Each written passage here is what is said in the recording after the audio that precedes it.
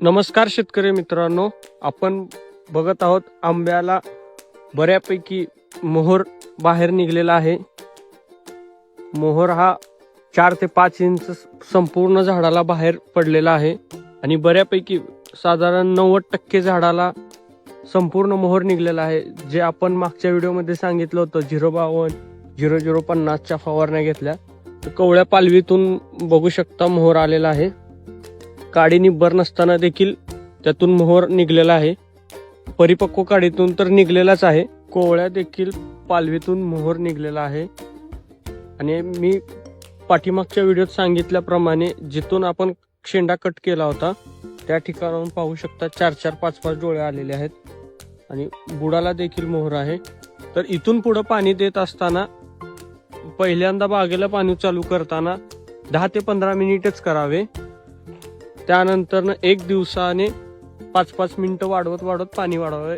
एकदम पाणी जास्त देऊ नये व पाटाने देखील पाणी सोडू नये, फुलगळ होण्याची शक्यता असते व झाड पूर्ण तानावर गेलेलं असतं। ते एकदम जास्त पाणी भेटल्यामुळे झाड पुन्हा पालवीकडे रूपांतर करतं व मोहर गळ होऊ शकते। काही बागांना मोहर डोळे सगळे फुगलेले आहेत व मोहर बाहेर येत नसेल तर झाडं भरपूर तानावर गेली असतील, जमिनीच्या वापशानुसार थोडेफार पाणी द्यावे व फवारणीतून 13-40-13 हे खत प्रति लिटर 5 ग्रॅम याप्रमाणे फवारणी करावी।